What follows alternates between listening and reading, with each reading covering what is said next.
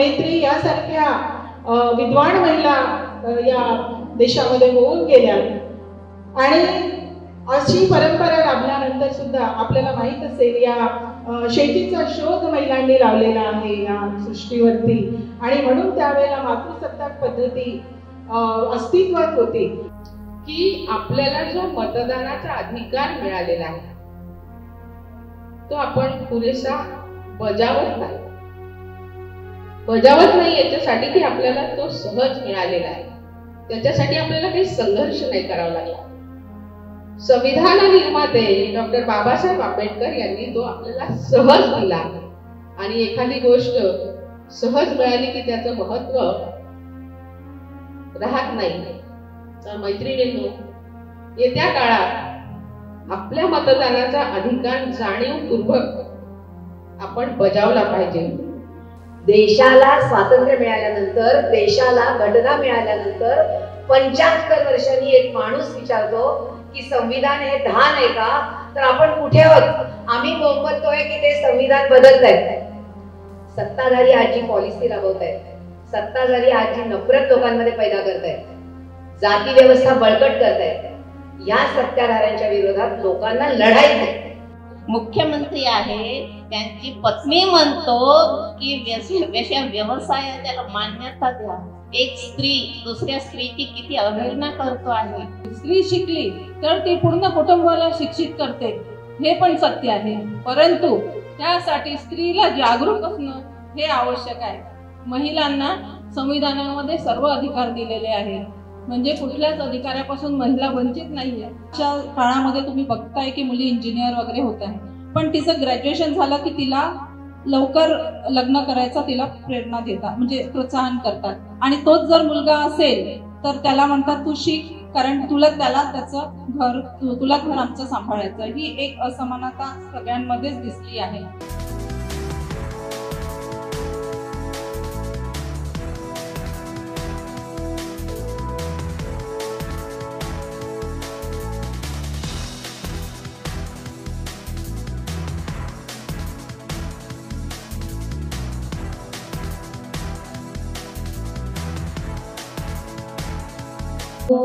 तस् भगवतो अरहतो सम्मा सम्बुद्धस्स। नमो तस् भगवतो अरहतो सम्मा सम्बुद्धस्स। नमो तस् भगवतो अरहतो सम्मा सम्बुद्धस्स। बुद्धं शरणं गच्छामि, धम्मं शरणं गच्छामि, संघं शरणं गच्छामि। सर्व पाप सकरणं कुशल सौपसंपदा सचित परियोधपणं एतं शासनं। साधु साधु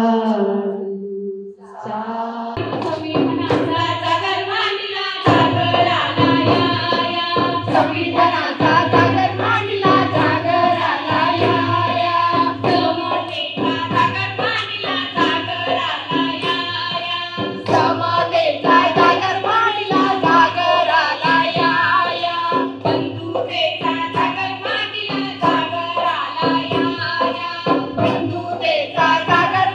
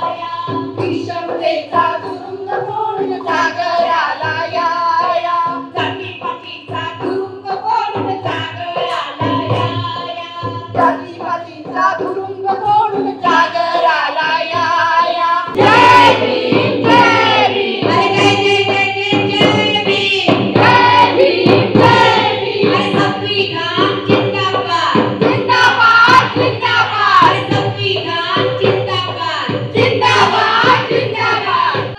जे करती छूमंतर देवाच्या नावावर, जे करती छूमंतर ते भरती आपुली घरग, शेजारी सखे बाई ते भरती आपुली घरग, शेजारी सखे बाई ते भरती आपुली घरग, शेजारी सखे बाई.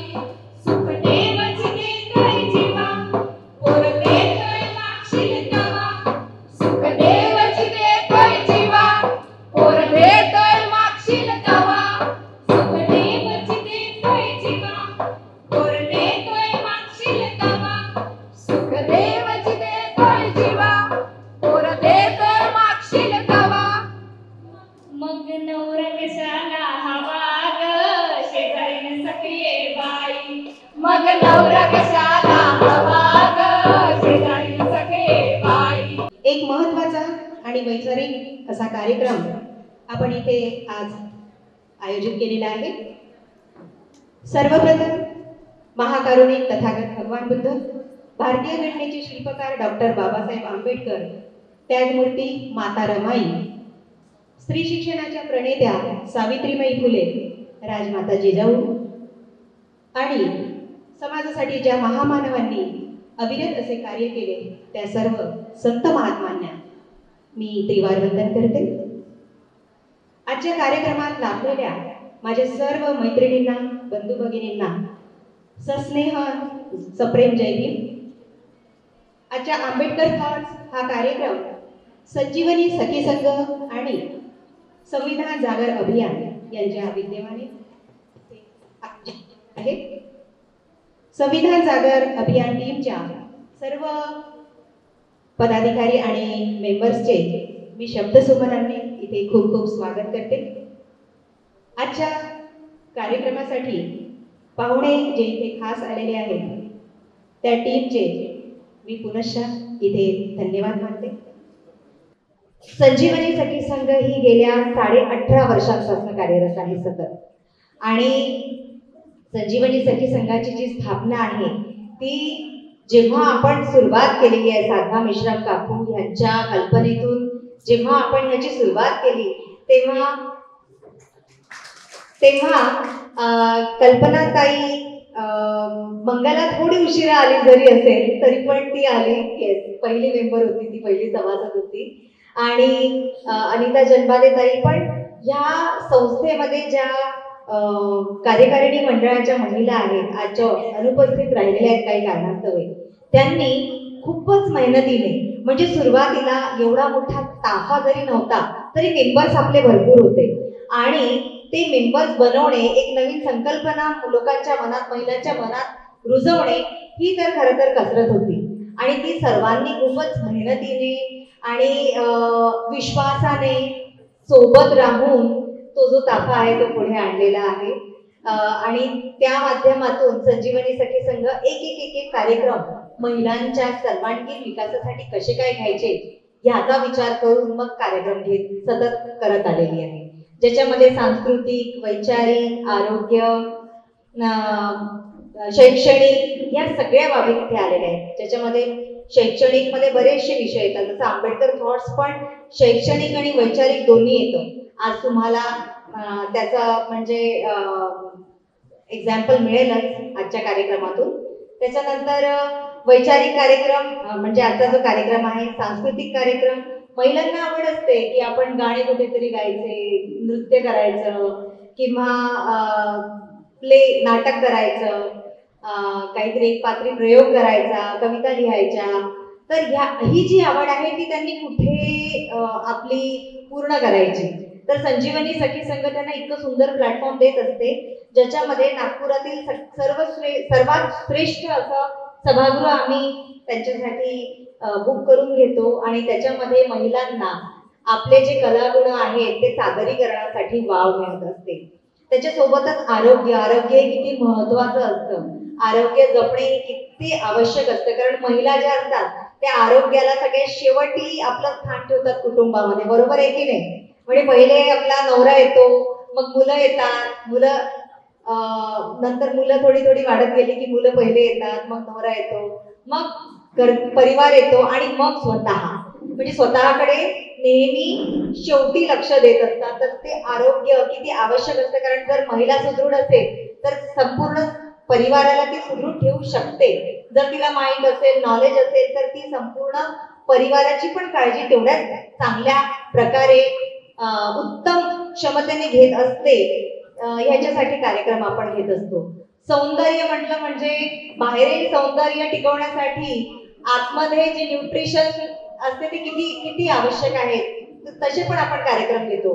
बाहेरील सौंदर्य सांगण्यासाठी जसे आपले ब्युटी एक्सपर्ट्स येत असतात की तुम्ही साधारण मेकअप कसा करावा किंवा पार्टीवेअर मेकअप कसा करावा, पण त्याच्यासोबतच तुमची जर त्वचा निरोगी असेल, तुम्ही स्वतः निरोगी असाल, तर कसं काय आपण सौंदर्य अजून नॅचरली ग्रो करू शकतो त्याच्यावर पण बोलल्या जातं. म्हणजे डायटिशियनला पण आपण सोबत आणतो.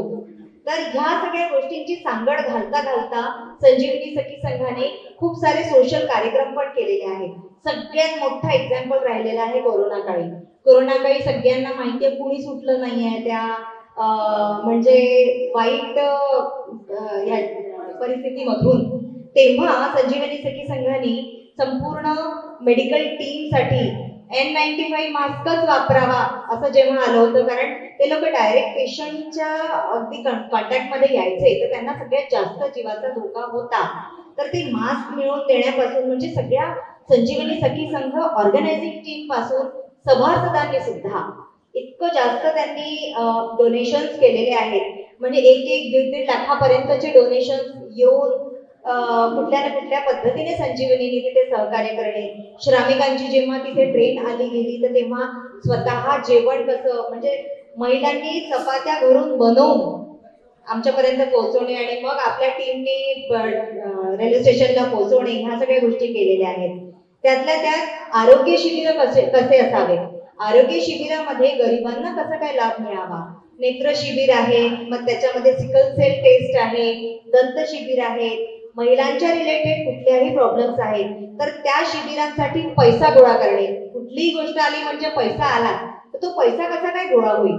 बऱ्याच आपल्या महिला आहेत ज्या जाणतात, साध्या मेंबर्स आपल्या आहेत ज्या जाणतात की ह्या सगळ्या कार्यक्रमाला पैसा लागतो, तो कुठून येणार. आणि ही फक्त सामाजिक संस्था आहे, कुठल्याही पॉलिटिकल पार्टीशी जुळलेली नाही. त्याच्यामुळे आम्ही काय करतो, आमच्या ज्याही ऑर्गनायझिंग टीम मेंबर्स आहेत त्या मंथली पैसा काही कलेक्ट करतो. आधी 100 करायचो, आता आम्ही रिक्वेस्ट केलाय की 200 करा, महागाई वाढली आहे महिन्याचं. आणि त्याच्या व्यतिरिक्त ज्या दुसऱ्या सभासद आहेत त्यांना जेव्हा केव्हा आम्ही अपील करतो की आपल्याला काही कार्यक्रम करायचे आहेत आणि आपल्याला एवढा निधी हवा आहे. एकदम मस्त, म्हणजे इतका सुंदर प्रतिसाद मिळतो तुम्हा लोकांकडून. तुम्हा लोकांसाठी एकदा टाळ्या होऊन जायला पाहिजे. फक्त एक मेसेज गेला आणि ह्या लोकांची निधी तिथे आली आणि आम्ही कोणाला तरी सगळे मिळून मदत करू शकलो, त्या सगळ्यांच्या मेहनतीने आहे. कोणा एकाने काहीच होत नसतं असं म्हणतात ना. तर खरं तर संजीवनी सखी संघातर्फे सांगायचं तर खूप काही आहे. 18.5 वर्ष म्हणजे खूप काळ आहे नाही का.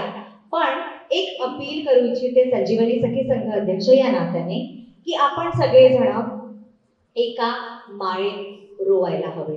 आणि त्यासाठी जर तुम्ही संजीवनी सखी संघासारख्या ऑर्गनायझेशनला जुळल्या तर अजून चांगलं होणार. काय होणार, जास्तीत जास्त 300 रुपये आम्ही वार्षिक फी घेत असतो. तुम्हाला फक्त सभासद व्हायचं आहे आणि कुठल्या ना कुठल्या माध्यमातून आपण एकमेकांशी जुळून राहूया. कुठलेही कार्यक्रम असू देत, तुम्हाला पॉसिबल असेल तेव्हा यायचं, नसेल तेव्हा नाही आले. 300 रुपये आपण अशी तर कुठेही चालले जातात नाही काय. आणि 300 रुपयांनी कार्यक्रम होतो काय तुम्हालाही माहिती आहे, शक्य नाही. आज सभासदांना फ्री असेल पण त्याच्यामध्ये आम्ही जे प्रोव्हाइड करतो आहे तुम्हाला त्याला किती किती पैसा लागत असेल. पण तुमच्यासारखे सभासद आहेत जे आपल्या संस्थेला दान करतात. आमच्याच मैत्रिणी आहेत जे ऑर्गनायझिंग टीम मेंबर्स आहेत ज्या एक्स्ट्रा पैसा लागला कलेक्ट करतात आणि कार्यक्रम करतात. फक्त आणि फक्त निष्पाप एवढा आमचा विचार आहे की कार्यक्रम व्हावे, विचार पोहोचवावेत, महिला एकमेकांशी जुळून व्हाव्यात. तथागतांनी सांगितलेलं आहे मेत्ता मैत्री किती किती महत्वाची आहे. आज मैत्री दिन आहे, सर्वांना खूप खूप शुभेच्छा. त्याच्या संजीवनी सखी संघाच्या अध्यक्षा यांनी आताच आपल्याला सांगितलं की संजीवनी 18 वर्षाची झाली आणि आता त्याच्या ब्रांचेस ओपन होत आहेत. तर खरंच सर्वांनी एकदा जोरदार टाळ्या वाजवाव्या आणि याला खरंच समोर ही हळूहळू वाढतच आहे. आजचा जो कार्यक्रम आहे या कार्यक्रमाला विषय खूप छान आहे, राजकारणात महिलांचा सहभाग असा हा विषय आहे. तेव्हा संस्थेचं कार्यक्रमाचं प्रास्ताविक करायला मी इथे आर्किटेक्ट कल्पनाताई मेश्राम यांना मी इथे आमंत्रित करते. आज संस्थेचं प्रास्ताविक आपल्यासमोर सादर झालेलं आहे, त्यामध्ये मी जाणार नाही. परंतु या संजीवनी सखी संघातर्फे प्रत्येक वर्षी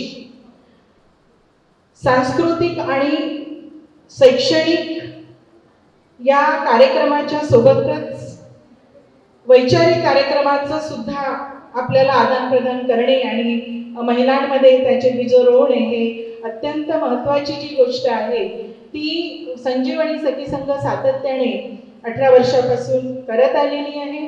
त्यामध्ये हा डॉक्टर बाबासाहेब आंबेडकर विचारधारेवर आधारित आम्ही प्रत्येक वर्षी जी कार्यशाळा घेत असतो आणि त्या वर्षीचा जो ज्वलंत एक विषय असतो सामाजिक विषय घेऊन महिलांना त्यावर बोलतं करणं, त्यावर विचार करायला लावणं आणि त्यांच्यामध्ये त्या सामाजिक विषयाची जाण निर्माण होणं यासाठी हा कार्यक्रम आपण आयोजित करत असतो.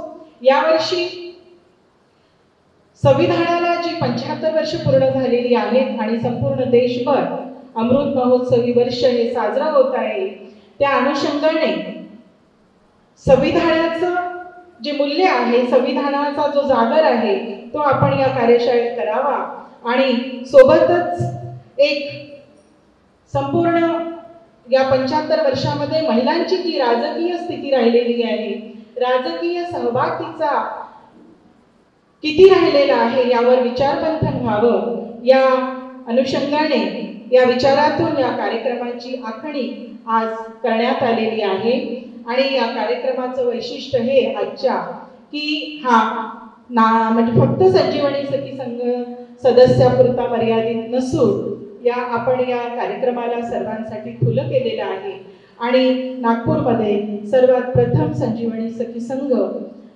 हा कार्यक्रम सर्वांसाठी घेऊन आलेली आहे. त्याबद्दल आणि या कार्यक्रमामध्ये जो आपला सहभाग मला दिसतो आहे त्याबद्दल आपलं मी अभिनंदन करते. आपल्याला माहिती आहे स्त्रिया हा जर विषय आला तर आज आम्ही ज्या परिस्थितीमध्ये आहोत त्याची पार्श्वभूमी, त्याला हजारो वर्षांची जी पार्श्वभूमी लागलेली आहे. वैदिक काळामध्ये महिला थोड्या त्यावेळेला स्वतंत्र होत्या. उत्तर वैदिक काळामध्ये मग नंतर त्यांची परिस्थिती हळूहळू डिटोरेट होत गेली, म्हणजे हळूहळू ती ॲडव्हान्स होत गेली. त्यावेळेला गार्गी, मैत्री यासारख्या विद्वान महिला या देशामध्ये होऊन गेल्या आणि अशी परंपरा लाभल्यानंतर सुद्धा आपल्याला माहीत असेल या शेतीचा शोध महिलांनी लावलेला आहे या सृष्टीवरती आणि म्हणून त्यावेळेला मातृसत्ताक पद्धती अस्तित्वात होती आणि ती मातृसत्ताक पद्धती का लोप पावली, कशी लोप पावली याचा पण इतिहास आहे.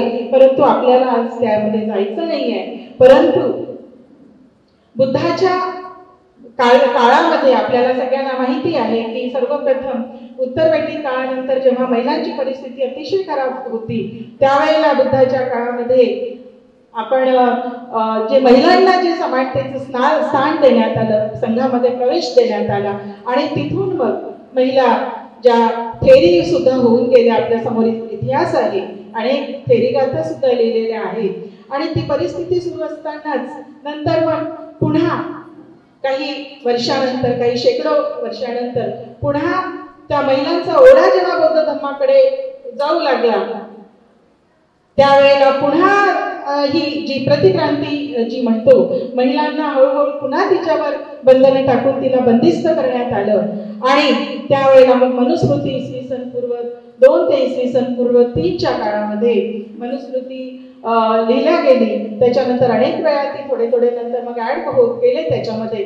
परंतु म्हणून या ऋषींनी ती मनुस्मृती अस्तित्वात आणली. त्याच्यामध्ये अनेक बंधनं, अनेक नियम, अनेक सामाजिक नियमांचा विचार करून त्यामध्ये अनेक आखणी केल्या गेली. परंतु मनुस्मृतींनी महिलांना नेहमीच दुय्यम आणि नेहमीच तिला डांबून ठेवण्याचं, ते म्हणजे ज्या गुलामीमध्ये ठेवण्याचं जे मनुस्मृतीमध्ये जे आहे त्याचं बाबासाहेब आंबेडकरांनी आपल्याला माहिती आहे.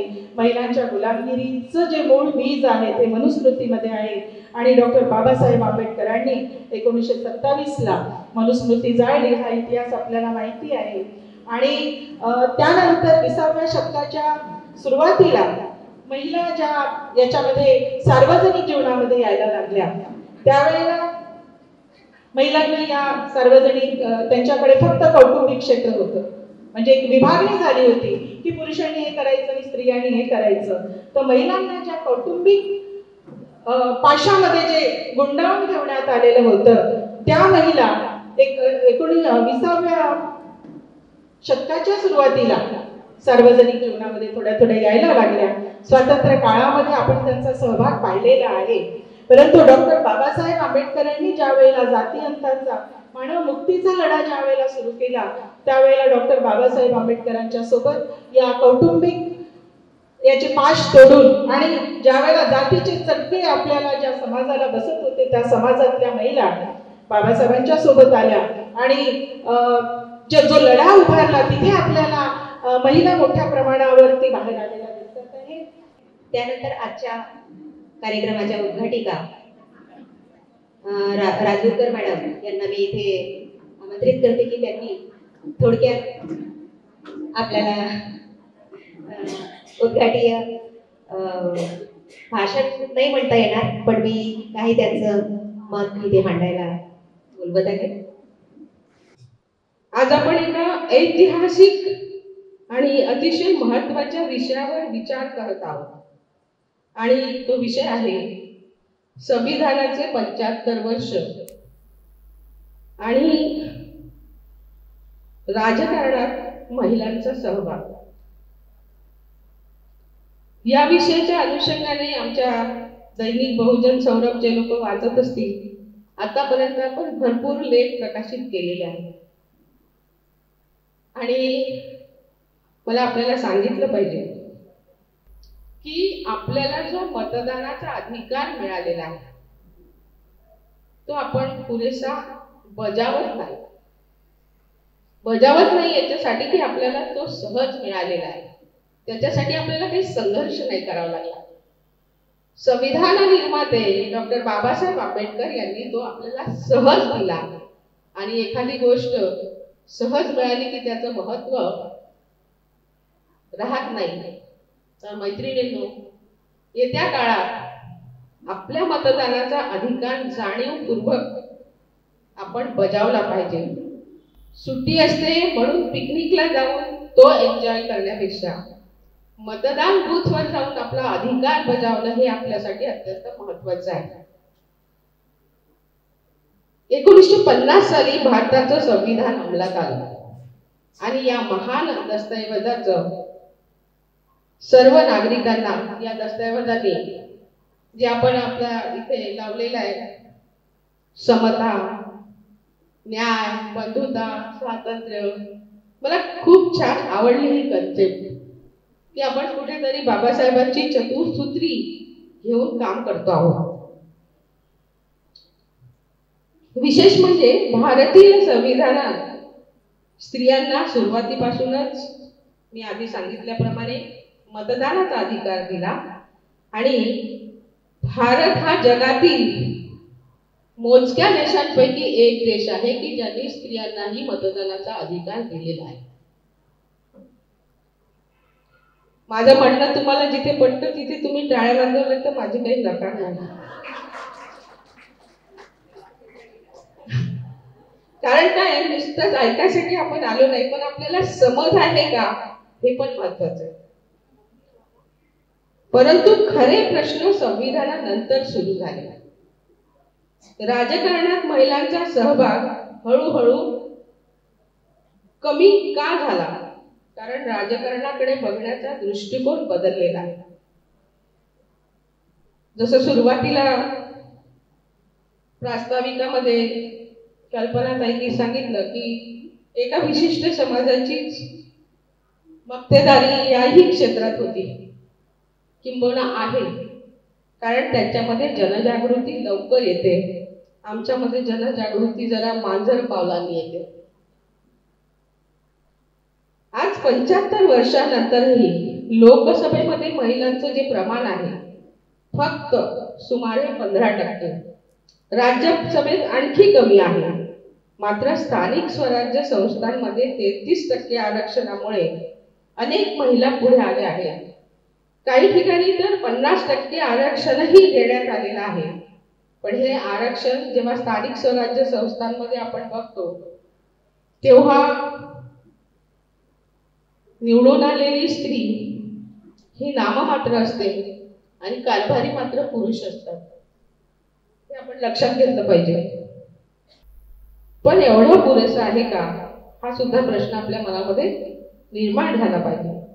राज्य आणि केंद्र सरकारच्या मंत्रिमंडळात महिलांचा सहभाग, निर्णय प्रक्रियेत त्यांचा आवाज, पक्षातील नेतृत्वाच्या संधी या सर्व बाबतीत अजूनही महिलांना दुय्यम स्थान दिलं जातं.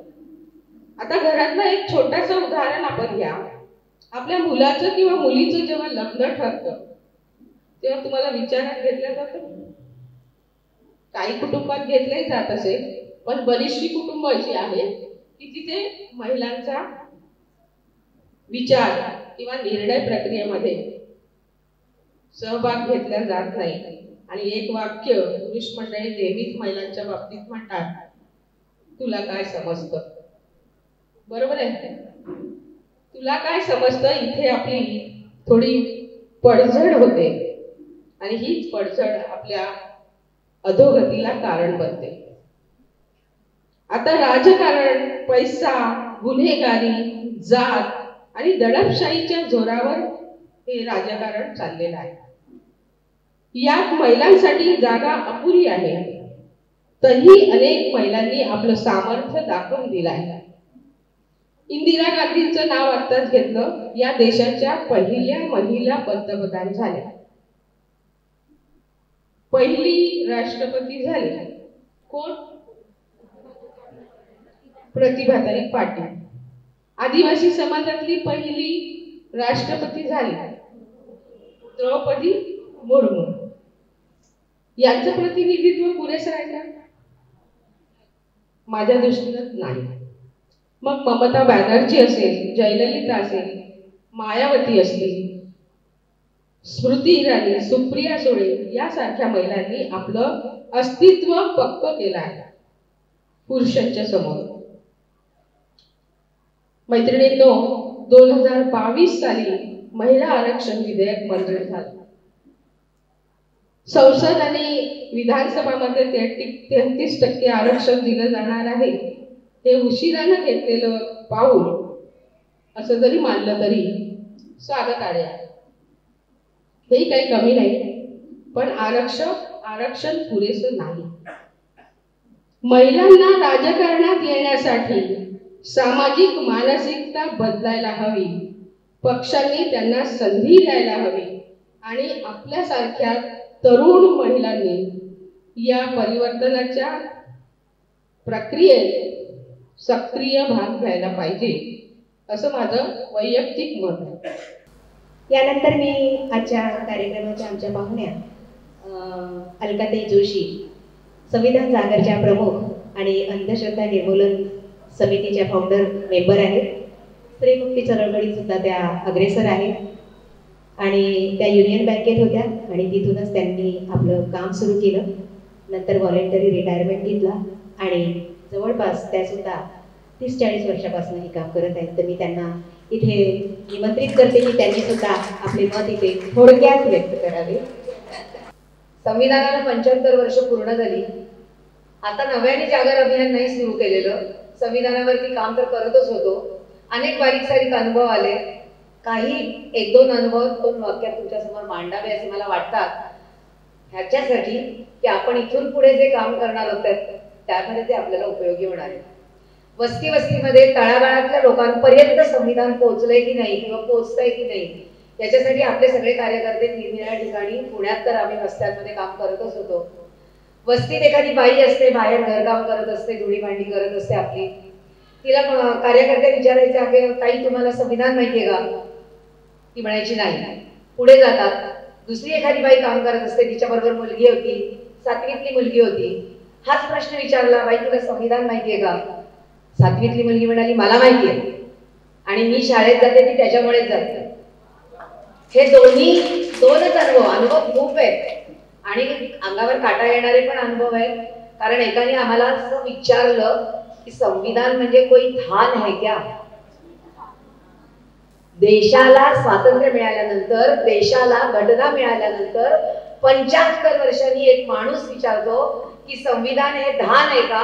तर आपण कुठे आहोत? आम्ही बोंबलतोय की ते संविधान बदलतंय, आम्ही ओरडतोय की ते संविधान आम्हाला बदलू द्यायचं नाही, पण ते संविधान आहे काय हेच ज्यांना माहित नाही, तर आपण संविधान बदलाची आरडाओरड कशाला करायची?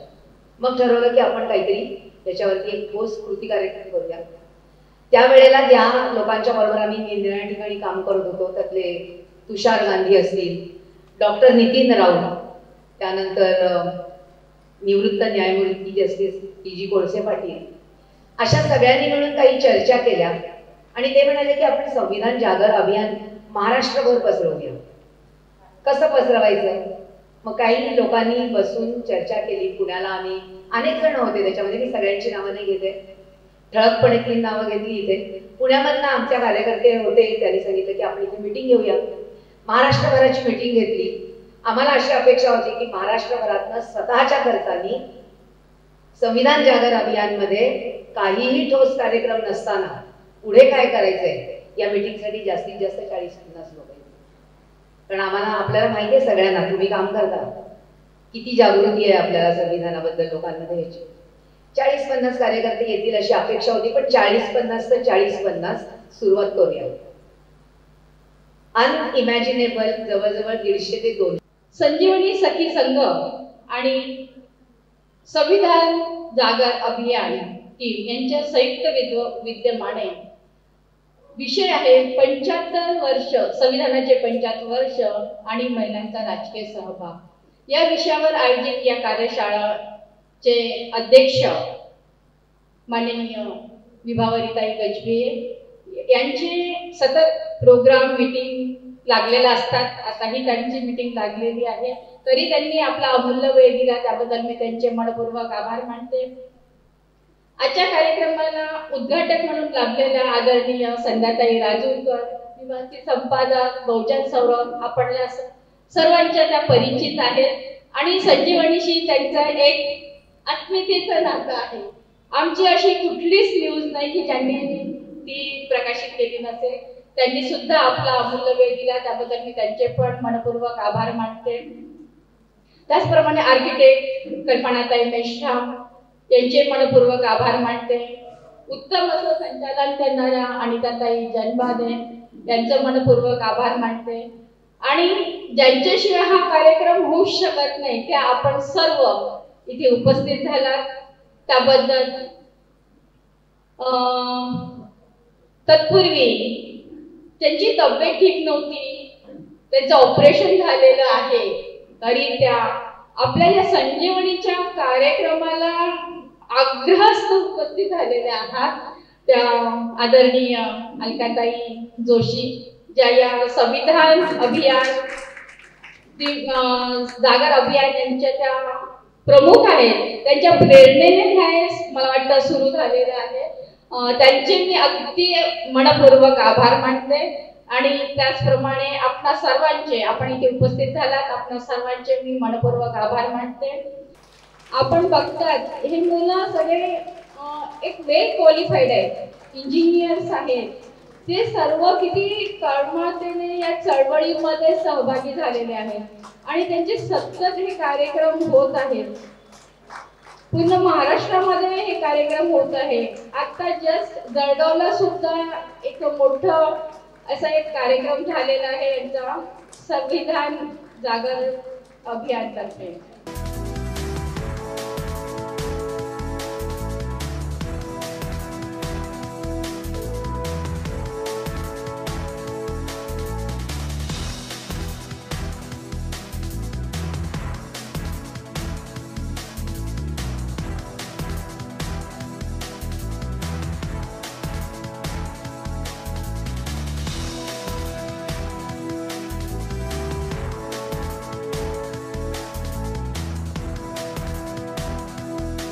जे ग्रुपमध्ये मुद्दे आले ते मुद्दे तुम्ही थोडक्यात मांडा, रिपीट करू नका, चालेल? आणि सगळ्यांनी आता जी महिला पुढे येईल तिला ऐकूया. आता आपापसात नको चर्चा करायला. ताई, घरामध्ये स्त्री पुरुष असमानता आहे, होय. कारण समाजामध्ये जे अशिक्षित वर्ग आहे, गरीब वगैरे लोक जे आहे त्यांच्याकडे तर खूपच असमानता आहे. शिक्षणामध्ये मुलींना जास्त प्राधान्य दिलं जात नाही, मुलांना जास्त प्राधान्य दिलं जाते. मुलींना किती हुशार असली तरी तिला बाहेरगावी पाठवण्याचा म्हणजे घरी सगळं विचारलं जाते. आर्थिक बाबतीमध्ये सुद्धा त्यांना आपले निर्णय डिसिजन घेण्याचा अधिकार नाही. मुले मैत्री करू शकतात मुलीसोबत, पण मुली काही मैत्री करू शकत नाही. लग्नाचा निर्णय घेताना त्यांचा विचार घेतला जात नाही किंवा त्यांच्या डिसिजनला तेवढं महत्त्व दिलं जात नाही. खाण्यापिण्याच्या बाबतीतच आपण घरामध्ये जर बघितलं तर स्त्रियांकडे दुर्लक्ष होते. घरामध्ये जे पुरुषांना जे आवडेल किंवा मुलांना जे आवडेल त्याच्याकडेच लक्ष दिलं जाते. घरकामाचा बोजा हा मुलींवरच जास्त असतो, पुरुषांवर नसतो. कारण आणि दोघेही जरी हे करत असले, म्हणजे दोघेही नोकरीवर जरी असले तरी पण मुलीच आधी किचनमध्ये जाते. ती मुले वगैरे कधीच जात नाही, कारण तो जॉब करून आला की तो आराम करतो आणि स्त्री जॉब करून जरी आली तरी ती किचनमध्ये आधी जाते. आणि आर्थिक बाबतीत कुठलेच निर्णय स्त्रियांना दिलेले नाही. आईचे नाव सुद्धा मुलींना लावले जात नाही. लग्नानंतर मुलीचे आडनाव हे बदलले जाते, आई वडिलांचे आडनाव लावल्या जात नाही. तिथे सुद्धा असमानता आहे. आमचा गट समता गट आहे, 11 महिला आहेत समता गटामध्ये. विषय आहे 22 बाईची शत्रू असते का. तर आमच्या अर्ध्या गटाने हो म्हटलेलं आहे, अर्ध्या गटाने नाही म्हटलेलं आहे. तर मी हो म्हणणाऱ्यांचं आधी सांगते की 22 बाईची शत्रू असते. स्त्रीला पुढे जाताना पाहून दुसरीला, घरामध्ये जर 2 स्त्रिया असतील तर एका स्त्रीला पुढे जाताना पाहून दुसऱ्या स्त्रीला ईर्ष्या असते. ती तिला दुसरी स्त्री मागे खेचण्याचा प्रयत्न करते, कारण तिला दुसऱ्या स्त्रीला पुढे जाऊ द्यायचे नसते. एखाद्या कुटुंबामध्ये समजा 4 स्त्रिया असतील, समजा बहिणी असतील, तर आई वडील जेव्हा मुलांना शिक्षण देतात तेव्हा 4ही मुलींना शिक्षण देतात. परंतु 4ही मुली हुशार असतील असा त्यातला भाग नाही. कारण 2 मुली हुशार असू शकतात, 2 थोड्या मध्यम असू शकतात. आणि 2 बहिणी जर पुढे गेल्या तर त्या खेचतीलच, मागच्या बहिणींना पुढे येण्यासाठी प्रयत्न करतील, पण त्या थोड्या कमी असल्यामुळे त्या पुढे जाऊ शकत नाही. तर मला असं वाटते की याच्यामध्ये ईर्ष्या नाहीये, कारण त्या थोड्या आपल्या बुद्धीचा विकास जास्त करू शकत नाही, त्याच्यामुळे त्या थोड्या मागे असू शकतात. आता तिसरा आहे मैत्रीण. मैत्रिणी जाती न बघता मैत्री होऊ शकतो. आता आपण म्हणतो की जाती जातीमध्ये मैत्री नाही. जर एक हिंदू असेल, एक मुस्लिम असेल आणि एक हिंदू असेल तर त्याही 2 मैत्रिणी होऊ शकतात. त्या कशा होऊ शकतात? त्या शेजारामध्ये राहतात. त्या दोन्ही स्त्रिया आहेत, त्या शेजारामध्ये राहतात. एक दुसऱ्यांची दुःख त्या समजून घेतात, एक दुसऱ्याला त्या पूर्णपणे प्रयत्न करतात की तिने माझ्यासारखं व्हावं. आणि ती जर कुठल्या गोष्टीमध्ये मागे असेल तर तिला पुढे खेचण्याचा प्रयत्न करतात. पण बाकीचे जे असतात, समाज आहे हा, ती एक हिंदू आहे, एक मुस्लिम आहे, तर समाज तिला, अगं तू या समाजाची आहे, तू कशी काय तिच्यामध्ये एकदम मिक्स झालेली आहे, म्हणून हा समाज तिला मागे खेचतो. तर ही स्त्रियांची अशी अवस्था आहे प्रत्येक ठिकाणी आपण पाहतो. ग्रुप नंबर 3, धर्मनिरपेक्षता. प्रसार माध्यमांमध्ये महिलेची प्रतिमा योग्य की अयोग्य? प्रसार माध्यमात स्त्रीला काम करण्याचे स्वातंत्र्य मिळाले आहे. घरूनही त्यांना स्वातंत्र्य मिळतात, प्रोत्साहन देतात, कधी कधी चांगल्या सुद्धा काम करतात. तानी पिक्चर हा सर्वांना माहीतच असेल. तानी एक झोपडपट्टीत राहणारी मुलगी, तिचे वडील रिक्षा चालवत होते आणि रिक्षा चालवून म्हणजे मुलांना शिकवले. ती तानी इतकी हुशार आणि विद्वान निघाली आणि तिने एक कलेक्टर, म्हणजे त्या झोपडपट्टीत राहणारी मुलगी संविधानाच्या माध्यमातून ती एक कलेक्टर बनली. हे एक उदाहरण चांगल्या पद्धतीचं आहे. उदाहरण गाणे म्हटले आपल्या प्रसार माध्यमामध्ये गाणे म्हणतात, चांगलेच आहे. कधी कधी म्हणजे ते अयोग्यमध्ये येईलच. चांगले गाणे म्हणतात. वर्तमानपत्रात सुद्धा चांगल्या चांगल्या महिला चांगले म्हणजे लेख लिहितात. आपले म्हणजे जीवनाबद्दल ते सुद्धा म्हणजे चांगले लिहितात. आता एक उदाहरण, मुलगी लग्न झाल्यावर सुद्धा शिकते. घरचं प्रोत्साहन मिळालं तर स्त्री काही पण करू शकते. ते कुठच्या कुठे जाऊ शकते. कोणी कविता लिहितात, कोणी आपले लेख लिहितात. आणि कधी कधी म्हणजे बाबतीत प्रसार माध्यमातून मुलीवर चांगले संस्कार पण होतात. आई वडीलही चांगले संस्कार देतात. असं काही नाही कधी योग्य, पण ते योग्य की अयोग्य आपण काय घ्यायचं त्यातून हे सर्वात महत्वाचं आहे. प्रसार माध्यमातून अंग प्रदर्शन दाखविले जाते हे चुकीचे आहे. प्रत्येक जाहिरात तुम्ही सेविंगची आहे किंवा डव आहे, साबणाची आहे, अंग प्रदर्शन याची काही गरज नाही ना. अंडरवेअर आहे, बनियनच्या, ह्या सुद्धा याच्यामध्ये स्त्रीचं काही काम नसताना ते प्रदर्शन तिची जाहिरात केल्या जाते. हे सुद्धा अयोग्य आहे. आणि वेश्या व्यवसायामध्ये आता हे तर सगळं अयोग्य आहे. हे सगळ्या देशाला माहिती असताना फडणवीसच्या बायकोनं वेश्या व्यवसायाला मान्यता द्या हा शब्द त्यांनी यूज केलेला आहे. बघा शोकांतिका किती आहे. म्हणजे वेश्या व्यवसायाला त्यांनी मान्यता द्या. एक मुख्यमंत्री आहे, त्यांची पत्नी म्हणतो की वेश्या व्यवसायाला मान्यता द्या.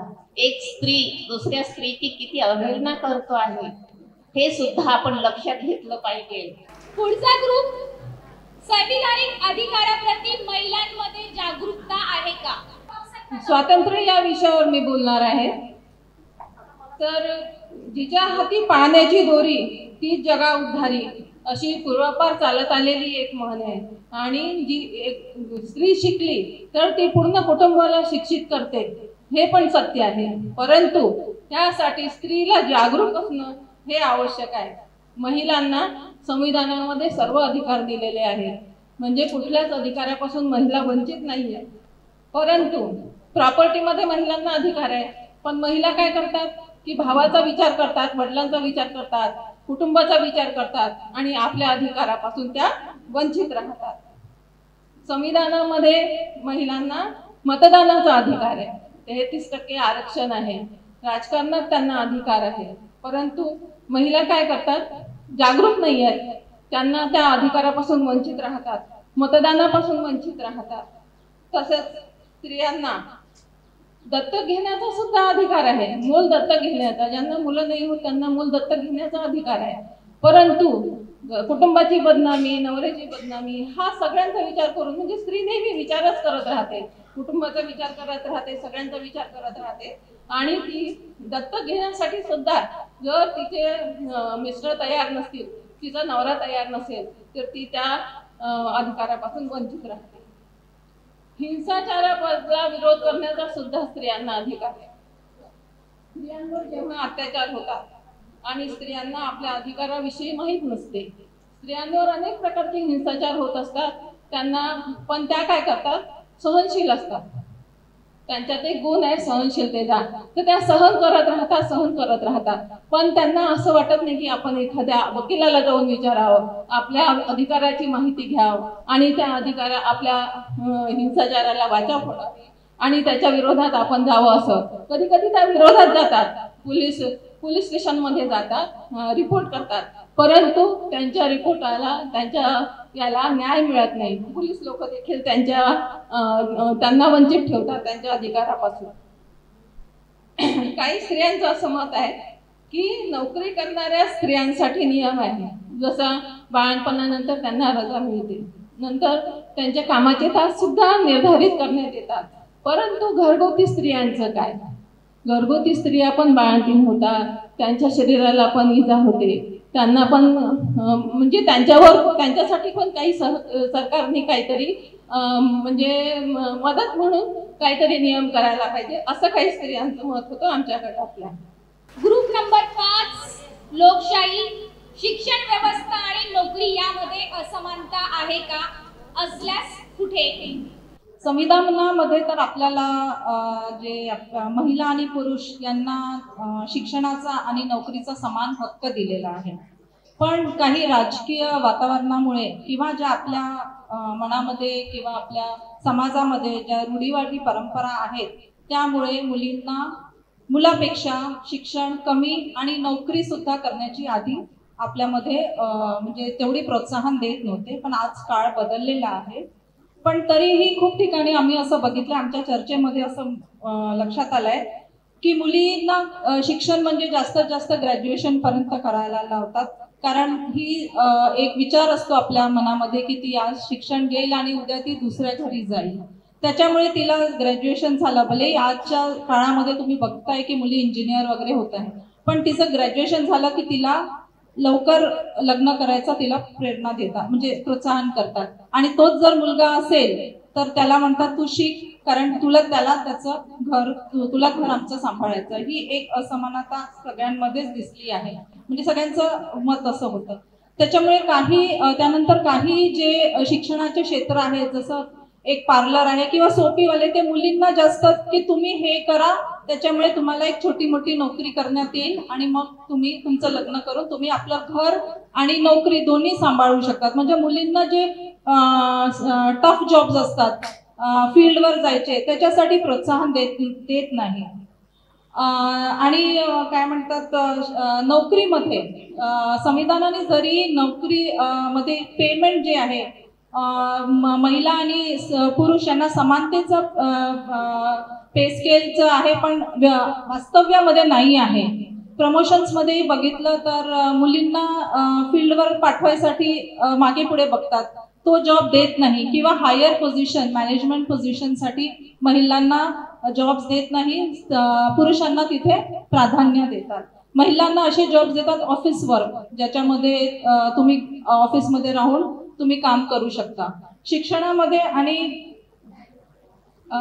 नोकरीमध्ये हा असमानता आम्हाला असं लक्षात आला जेव्हा की आता स्थिती बदलत आहे आणि आपल्या महिला पण अशा ठिकाणी आपल्याला दिसतात जिथे आपण आधी कल्पना सुद्धा करू शकत नव्हतो. थँक्यू. न्यायव्यवस्था ज्याच्याशी आम्ही सगळेच जुळलेलो असतो अगदी लहानपणापासून, अशी ती न्यायव्यवस्था घरातही असते, कुटुंबातही असते, समाजातही असते. पण संविधानाने दिलेली न्यायव्यवस्था म्हणजे न्यायालय. आणि ते न्यायालय असतात जिल्हा पातळीवरचे, त्याच्या वरच्या पातळीवरचे, त्याच्याही वरच्या पातळीवरचे आणि सर्वोच्च पातळीवरचे असतात ना. या स्टेप्स आहेत आपल्या न्यायव्यवस्थेच्या. पण आम्हाला काय दिसतं, न्यायव्यवस्था केवळ शैक्षणिक योग्यतेच्या आधारावर न्यायालयात सर्वोच्च न्यायाधीशाची नेमणूक करत नाही. तुम्हाला माहिती आहे की नाही माहिती, मला नाही माहिती, पण सध्याचा मूळ कळीचा मुद्दा आहे कॉलेजियम. सगळ्यांना माहिती असेल कॉलेजियम काय. कारण केवळ तुमची शैक्षणिक व्यवस्था, शैक्षणिक योग्यता असेल तर तुम्ही सर्वोच्च न्यायालयाचे न्यायाधीश बनू शकत नाही. तुम्हाला न्यायाधीशाच्या एका ग्रुपनी निवडून दिलं पाहिजे तर तुम्ही सर्वोच्च न्यायालयातील न्यायाधीश होऊ शकता. मग न्यायालयात कोण आहेत का आमचे SC ST OBC आहेत का? बोटावर मोजण्या इतके लोक सुद्धा नाहीत. आणि असे असताना आमचा मुख्य न्यायाधीश सर्वोच्च न्यायालयाचा बनतो तो आपल्याला सगळ्यांना माहिती आहे. तो असतो चंद्रचूड, तो असतो शरद बोबडे आणि एखादा दुसरा गवई साहेब येतात, आहे ना, बरोबर. आणि स्त्री तर आजपर्यंत झालेली नाही, तिच्यात लायकी नाही का? समानता आहे ना, शैक्षणिक समानता आहे ना, मग लायकी कुठे गेली तिची? तुम्ही तिला का निवडून देत नाही सर्वोच्च न्यायालयातील न्यायाधीशासाठी? आणि हा अत्यंत असमानता असणारा मुद्दा आहे. न्यायव्यवस्थेमध्ये असमानता आहे. आणि एक म्हण आहे की शहाण्याने कोर्टाची पायरी चढू नये. तर याच्यावरून समजतं आपल्याला की म्हणजे कोर्टाची पायरी म्हणजे आपण स्वतः न्याय मागासाठी जायसाठी पण म्हणजे नाही हे केलं पाहिजे. तर कुठेतरी त्याच्यामध्ये चुका आहेत किंवा जसं संविधानामध्ये किंवा न्यायव्यवस्थेमध्ये सगळ्यांसाठी अधिकार आहेत आणि सगळ्यांसाठी समान न्याय मिळावा असं तरतूद आहे. पण जो भ्रष्टाचार आहे त्याच्यामुळे मला नाही वाटत, आणि इथे असलेले मला नाही वाटत की कोणाला तरी वाटत असेल की न्यायव्यवस्थेमध्ये समानता आहे. कारण रिसेंटली एक न्यायाधीश होते, त्यांच्याकडे आग लागली आणि जेव्हा अग्निशमन दलाचे लोक गेले तर त्यांच्या रूममध्ये रूमभर नोटा जळत होत्या. तर याच्यावरून आपण कल्पना करू शकतो की त्या न्यायाधीशाने जितके पण न्याय केले असेल ते किती चुकीचे आणि किती घातक असतील. म्हणजे जो श्रीमंत असेल त्याला न्याय मिळाला असेल आणि गरिबाचे तर ऐसी की तैसी झाली असेल. तर तो एक मुद्दा आहे. आणि परत जे असं नाही म्हणत की मी जसं स्त्रियांना न्यायव्यवस्थेमध्ये खूप जास्त अधिकार दिलेले आहेत की स्त्रियांच्या बाजूने थोडंसं झुकतं माप आहे असं म्हणता येईल. कारण की जसं आता काय म्हणतात त्याला, घटस्फोटाचा जो अधिकार आहे त्याचा खूप काही महिला पण गैरफायदा घेत आहेत की जे डावरीमुळे म्हणा किंवा मग काही मुली अशा पण करत आहेत की लग्न करतात आणि मग 2-4 महिन्यानंतर घटस्फोट घेतात आणि एवढी रक्कम आम्हाला पाहिजे आहे तर मी तुला घटस्फोट देतो. तर मी स्त्री आहे म्हणून मी हे नाही म्हणणार की स्त्रिया खूप गरीब आहेत, असं काही नाही आहे. कारण परिस्थिती बदलत चाललेली आहे. हा महत्त्वाचा विषय आहे. राजकारणामध्ये महिलांचं स्थान काय आहे आणि आपल्याला माहिती आहे आजची परिस्थिती काय आहे. परिस्थिती अशी आहे की स्त्रियांवर घराच्या बाहेर जाऊ नये चूल आणि मूल याच्यामध्ये गुरफटलं ठेवलं गेलं होतं. आणि आता सध्याची परिस्थिती आपण म्हणतो सुशिक्षित झालो, बाहेर पडायला लागलो, तेव्हा आपल्याला कळायला लागलं की राजकारणामध्ये 33% महिलांना स्थान आहे. 33% महिलांना स्थान आहे तेवढं ठीक आहे. पण प्रत्येक महिलेला इथे बसलेल्यांना वाटतं का की खरंच त्या महिलांना तेवढा पर्सेंट मिळत असेल, बोलण्यासाठी तिथे स्वातंत्र्य दिले जात असेल. राजकारणामध्ये लोकशाही आहे, आपल्याला पुरुषांच्या बरोबरीने स्त्रियांना महत्त्व द्यायला पाहिजे. घटनेमध्ये तसे अधिकार आहेत, पण महिलांना त्या परिस्थितीमध्ये बोलता येतं का? संसदेमध्ये आपण बघतो बऱ्याचदा महिला किती उभ्या होतात आणि आपले मत मांडतात, फारच कमी. महिलांचे बरेच प्रश्न पुरुषच सांभाळतात. आपण अशा वेळी काय म्हणतो, नाही महिला गेली, महिलांमध्ये एक महिला भोवती 4 पुरुष असतात. त्या महिलेकडे पाहण्याचा दृष्टिकोन समाजाचा आणि त्यात स्त्रियांचा सुद्धा बदलला जातो. आणि ह्यामुळे स्त्रियांच्या आत्मविश्वासात इतकी कमी येते की ती राजकारणामध्ये सहभाग द्यायलाच तयार होत नाही. मेन म्हणजे घरातून ते धजावतच नाही. राजकारण म्हटलं की थोडंसं तिला भीती वाटते की आपल्याला लोक काय म्हणतील, समाज काय म्हणेल. बापरे, ही बाई तर खूप हुशार आहे, समाजामध्ये वावरत होते ठीक आहे, पण राजकारणामध्ये पण गेली. तर हे जे मत आहे हे कशामुळे निर्माण झालेलं आहे? राजकारणामध्ये महिलांना फक्त शोपीस म्हणून बघितलं जातं. आणि हा जो दृष्टिकोन पुरुषांचा आहे हा आपण स्त्रियाच बदलू शकतो. कसे बदलणार आहोत? कारण काय असतं, आता आपण बघतो स्थानिक स्वराज्य संस्थांचे इलेक्शन्स म्हणा किंवा आणखी लोकसभा राज्यसभेचे इलेक्शन्स म्हणा, महिलांना 33% आरक्षण आहे. इथे महिला उभी आहे राजकारणात, एखाद्या पक्षाच्या तर्फे महिलेला दिलेली आहे उमेदवारी. पण महिला खरंच न्याय देईल का? सरपंच झाली तर सरपंचपेक्षा तिचा नवऱ्याचाच गावातल्या लोकांवर जास्त असतो आहे ना. पुरुषच न्याय करतात. स्त्री बिचारी घरात, तिला फक्त साईन आणि ठोका लावायसाठीच फक्त तिला ठेवलं जातं. मग खरंच स्त्रिया आहेत का त्या कामाच्या राजकारणामध्ये सहभागी होण्याला? तर ह्या सगळ्या ज्या पूर्ण एकंदरीत चर्चा आपण केल्या किंवा जे काही या सगळ्यांमध्ये पितृसत्ता खरं तर रोल प्ले करते, ती कशी करते, आपल्यासोबत जो काही भेदभाव होतो तो कशामुळे होतो, त्याची थोडी आपण आता कारण मीमांसा करूया. तर पहिला प्रश्न आपण सगळ्यांनी मला वाटतं उत्तर दिलेलं आहे की आपण ज्या समाजात राहतो तिथे स्त्री पुरुष समानता आहे का? आहे का? वाटेल तशी आहे का? आपण एक सगळ्यांसाठी सांगते की आपण अपवादांवर चर्चा नाही करणार आहोत. समाजामध्ये जे 99% वास्तव आहे त्या वास्तवावर आपण बोलणार आहोत. त्यामुळे मनाला हवी, आपल्याला अपेक्षित हवी तशा अर्थाने, खऱ्या अर्थाने किंवा कायद्याला, संविधानाला अपेक्षित अशी स्त्री पुरुष समानता आलेली नाही. कुठे आली आहे? कागदावर आली, संविधानात आली. पण वास्तव जीवनात आली आहे का? नाही आली. आणि ती कुठे कुठे दिसते? मला वाटतं तुम्ही जे सगळी उदाहरणं दिली त्याच्यामध्ये ती शिक्षण संस्थेत आहे, न्याय व्यवस्थेत आहे, घरात आहे, कुठे नाहीये. सगळीकडे आहे ना ही सगळी असमानता. ती सगळीकडे कशी आहे त्याचे उत्तर तुम्हाला शेवटी भेटेल. मला वाटतं आपल्या समाजाचं जर चित्र पाहायचं असेल ना तर थोडक्यात हे चित्र आहे. काय दिसतंय याच्यात? हा पुरुष आहे, कशाने चाललाय वरती? एस्केलेटरने. आणि महिला आणि नुसती पायरी का? तिच्यासोबत काय?